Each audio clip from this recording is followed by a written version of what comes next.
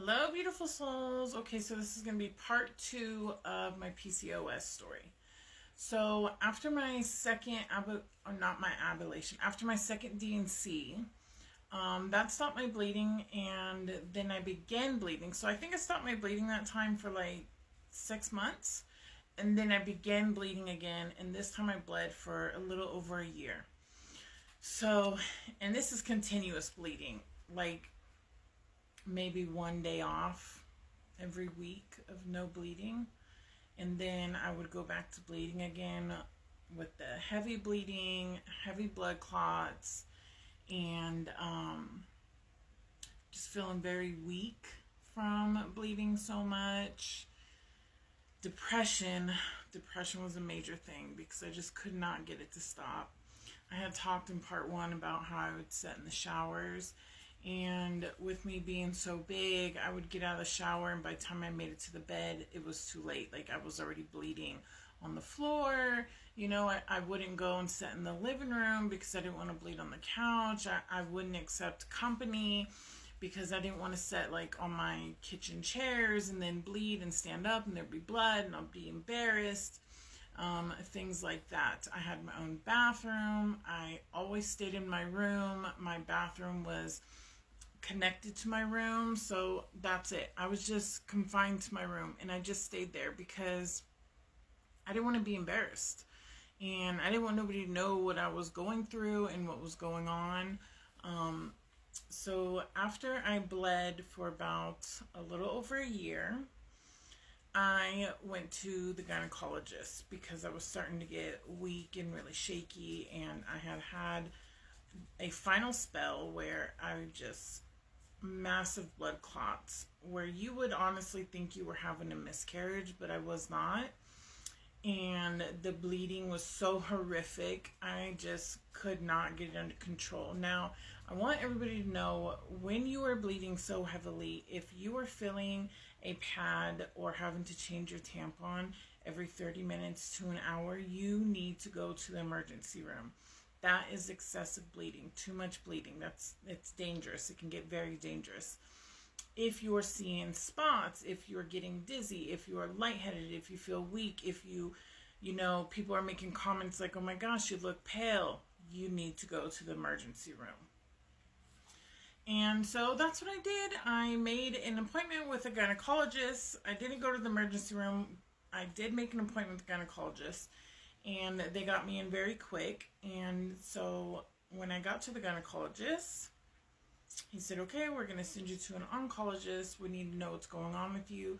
They also did ultrasounds, and they were finding stuff on the ultrasounds, but also because it was so big, they couldn't really see. And I was morbidly obese. I'm still big. I'm still what they consider morbidly obese, but I can get around better. Like, so much is better because I've lost a lot of weight. So then next thing I knew, I was going to the oncologist, which is a cancer doctor, and then he was like, you have cancer and we're going to take you in for surgery. And I was like, oh my gosh. And so it started that whole journey. Now, somebody did make a remark on one of my comments when I was talking about PCOS for PCOS Awareness Month. And they said PCOS cannot cause endometrial cancer. Yes, it can. Okay, all the research is there. Everybody just has to go and do the research. It can cause endometrial cancer. And what causes the endometrial cancer is the lining on the inside of your uterus is not shedding. And from that not shedding, it is causing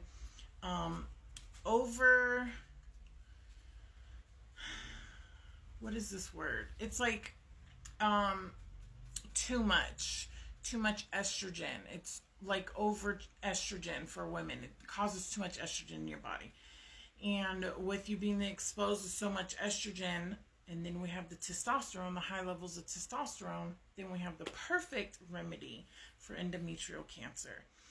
Now, when I went in for my first surgery for endometrial cancer, they were just going in and they were going to remove my uterus and they were going to remove my ovaries.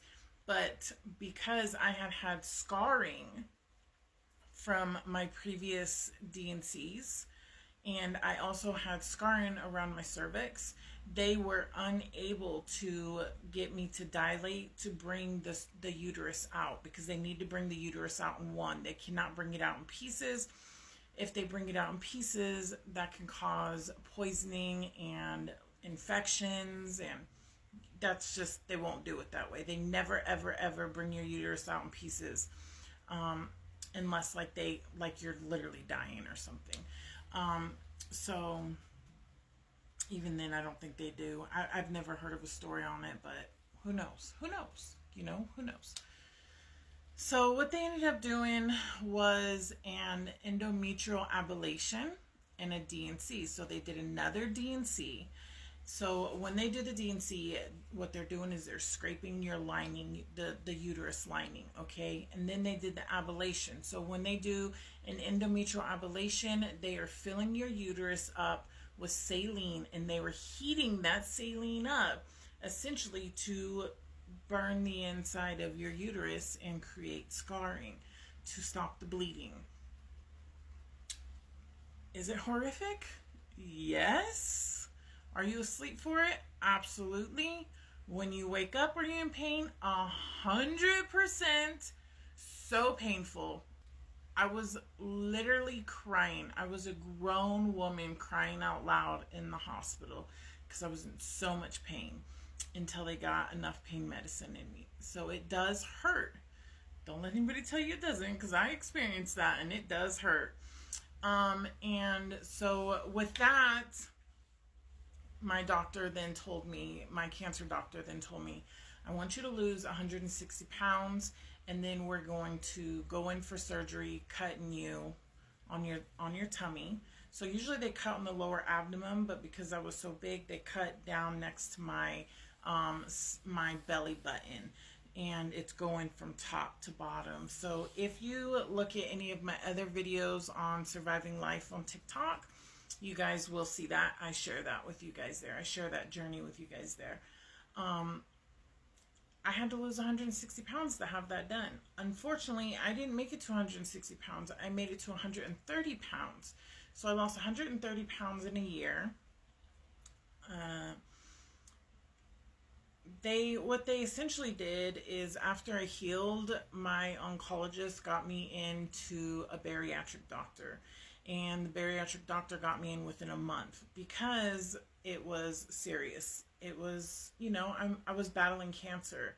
So most bariatric patients, they have to go through, like, it's usually a pretty long process.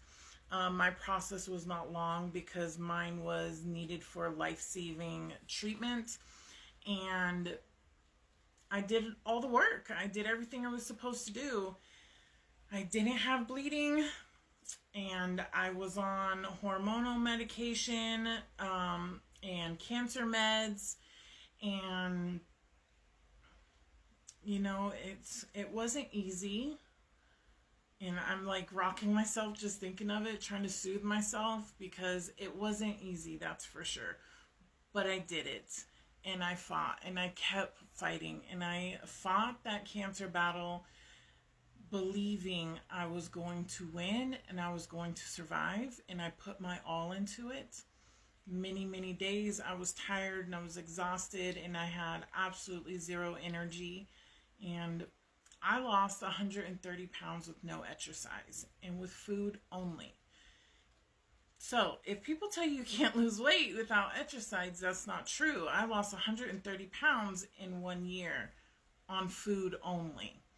Okay, that's my story about PCOS, and I fought my cancer battle for a year and a half, and I am now going into being 6 months cancer-free.